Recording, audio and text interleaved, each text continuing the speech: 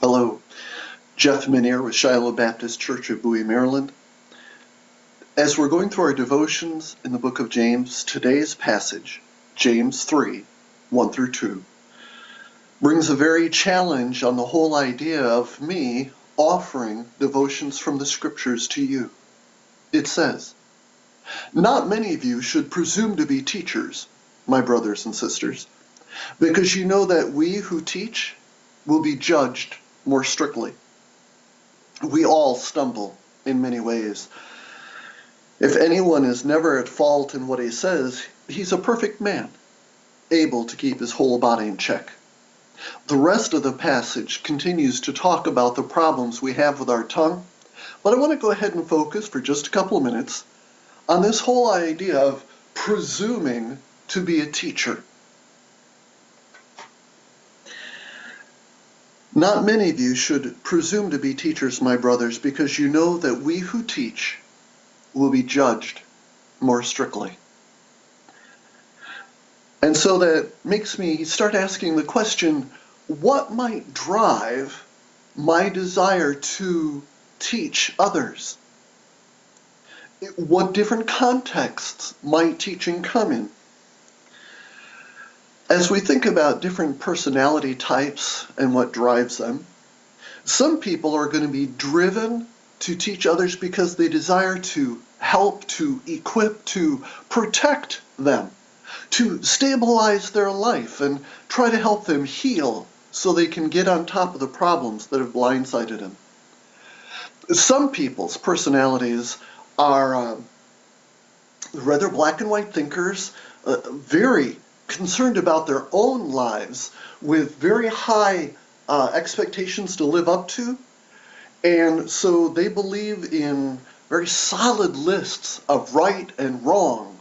And so they are going to speak to others because they themselves feel the pressure of right and wrong. And other people's lives just don't even bother trying to live up. Many times teaching is to call people to better performance. Some of the most fun teachers are those teachers who invite you to join them in an adventure. In our worst sinful attitudes, it is so that I can control the person. I can challenge them to live up to my standards. I can teach, and we see this among academic institutions and among churches with regularity. I want to teach because that is the spot that gets all the honor in an academic environment, in a church. It is your Sunday school teachers and your pastors who everyone holds up. I want the honor, so then I want to teach. What was James' correction again? His warning? Not many of you should presume to be teachers, my brothers, because you know that we who teach will be judged more strictly. God is going to hold us to account for opening our mouths and claiming to teach or correct others, because God is going to hold our feet to the fire first. We all stumble in many ways. If a man is never at fault in what he says, he's a perfect man, able to keep his whole body in check. He seems to be saying, we tend to stumble and fail first by what comes out of our mouths. And therefore, there needs to be a deep, deep level of humility in our own lives. We're going to get to see it in a little while, but just later in James chapter 3, who is wise and understanding among you? Let him show it by his good life, by deeds done in the humility that comes from wisdom. The humility that comes from wisdom.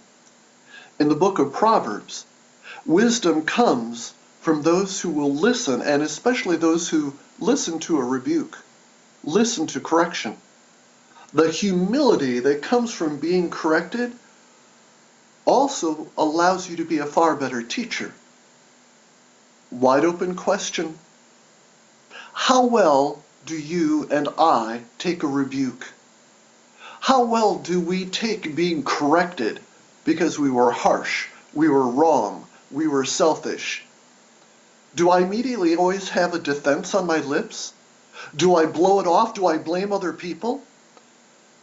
Or do I take the correction, even if it's just partially correct, and I become better because I listened? When it comes to, not many of you should presume to be teachers, one of the things that needs to be thought through there is how that in a teaching concept, there may be public teaching or personal. Three things that'll run parallel here, but they're not exactly the same. There is a formal teaching situation, and then there's talking over a cup of coffee, which you might call informal. There is an aloof correction, teaching, and then there's an invested.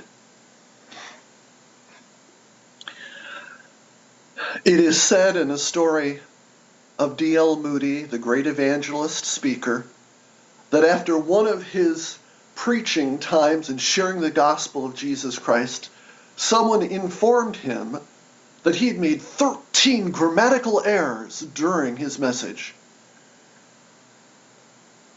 There was someone in a church I was once in who made sure I understood when I pronounced a word incorrectly.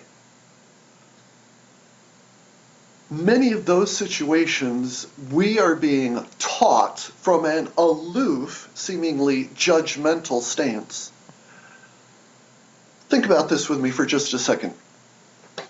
If you wanted to walk up to somebody and immediately offend them, put them on the defensive, and close them up, what would be the fastest way to do it? I find that the fastest way to offend someone, make them defensive, and close them down is to immediately walk up and loudly accuse them of something. No preamble. Don't set the stage. Don't tell them you need to talk about. Just accuse them loudly, and they'll immediately back up and close down. That never helps somebody grow. On the other hand, the Bible is very, very clear that faithful are the wounds of a friend. So there are going to be wonderful, wonderful opportunities to put an arm around a shoulder of somebody and say, I've seen something I'm concerned about. Can I ask a couple of questions on what's going on? Because I want to encourage you and help you if you're struggling here. If I misunderstood, glad to hear it. But I want to help you if you need help. Those are invested people who care about you. The Apostle Paul in the book of Galatians, my brothers and sisters, if someone is caught in a sin, you who are spiritual should restore him gently. Watch yourself, or you also may be tempted. Carry each other's burdens, and in this way you will fulfill the law of Christ. If anyone thinks he is something when he is nothing, he deceives himself. It is not that we should never speak up and correct or help or encourage or stabilize or heal somebody. James is just saying, watch your assumptions, watch your arrogance when he thinks himself something but he's nothing. Watch the pride that is so natural in all of us.